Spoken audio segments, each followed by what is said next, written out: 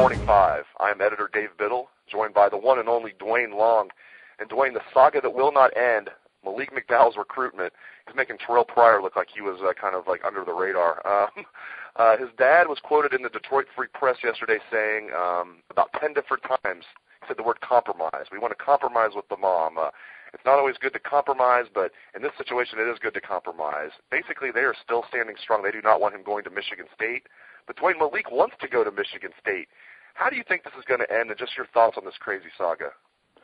Well, I think at this point we can't – there's just – the chances he's going to end up at Michigan State are pretty remote. You have to say that mom is not going to agree.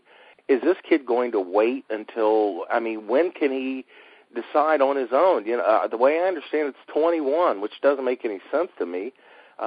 He's got to get a parent or guardian to sign on for him. So it looks like it's not going to be Michigan State. If there was any chance that it was going to be Michigan State, that he was going to dig in his heels and say, no, I'm going to Michigan State, I'll figure out a way to make this happen, then he would not be visiting Ohio State or Florida State, which it looks like he's going to. So it looks like one of those two schools is going to get one of the elite big men in the country. Torrance Gibson, number one dual-threat quarterback in the country. He's out of Florida. He did a one-on-one interview with our Alex Gleitman yesterday. You won't want to miss that. If you haven't heard that interview and you're a subscriber, make sure you get on the site and listen to the interview with Torrance Gibson. Dwayne, it sounds really, really good for the Buckeyes. I don't want to get ahead of myself here, but, it sounds really, really good. I'm not going to say he's a lock. I'm not even going to go even close to that far, but if I had to pick right now, I definitely think Torrance Gibson will be a Buckeye. And that's a huge coup to get the number one quarterback in the country out of the state of Florida. This kid, I was just watching his film again yesterday. I'm still a believer in, we're looking at an A.J. Green, Julio Jones type receiver. I think that's still his best fit, but the more I watch him, the more comfortable I am with him, that he's gotten better as a quarterback. I look back at his sophomore film, and I thought there's just no way everybody's going to be telling him, yeah, you can play quarterback, but they know that they're going to move him to receiver. But he played, when I sit and really look at him, watch his mechanics, watch the things he's doing in the backfield as far as looking down the field and trying to find a receiver rather than relying on his legs, he's doing better. He's evolving as a quarterback.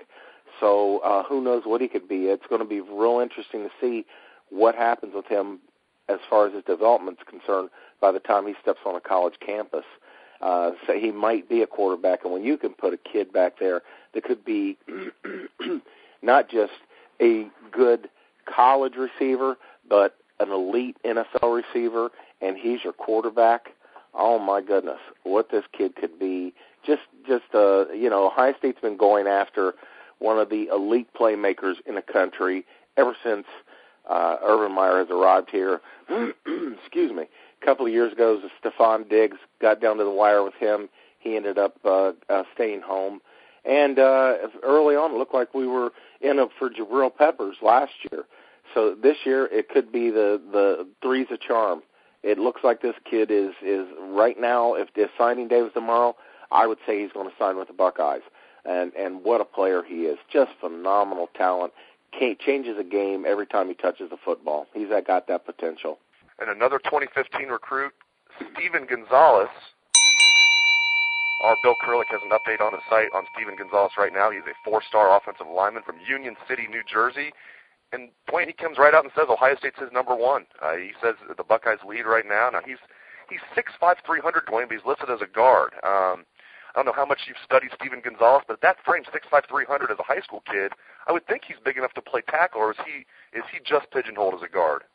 He's a guard. I've looked at his films ever since I've heard that the Buckeyes were his number one. I looked at his film, and he just does not have the elite feet that you want in a tackle. He's not a guy that's going to get out there on the edge and be able to protect the quarterback's blind side. He might be able to play right tackle, but I think he's a guard. He's a long kid, though, Dave. He's when you look at his frame, what you're saying is true. He's 6'5", and he's not a 6'5" kid with no wingspan. He's got the wingspan you want in a tackle. That length is everything out there. He just does not really have the elite feet that you want in a tackle prospect. But he's a mauler. He gets in there and moves people, and he's in good shape. Something that I think is very important with the way that Ohio State wants to run this football program, run the offense. Get out there and get as much no huddle as we can, even though the NCAA seems to be messing with that right now. And you got to have guys that are in good shape that they can move around. They're not going to get tired out there. You can't make substitutions. Nobody wants to substitute on their offensive line. You want to keep that down as little as possible, because that unity, the offensive line playing as a unit, it matters so much. You can't be substituting. You defeat the purpose of the no huddle. So having guys that are in good shape, that's going to be crucial moving forward. Great stuff out of Dwayne Long. I appreciate it, buddy. Keep it locked to the site. We're going to have plenty of stuff later today on Bucknuts. I'm going to have a feature looking at the running back position for Ohio State going into 2014.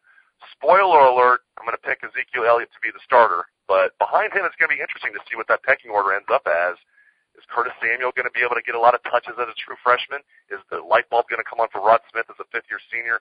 We're going to break down the running back position on the site later today. If you're not a subscriber, try our 7-day free trial. Now's a great time.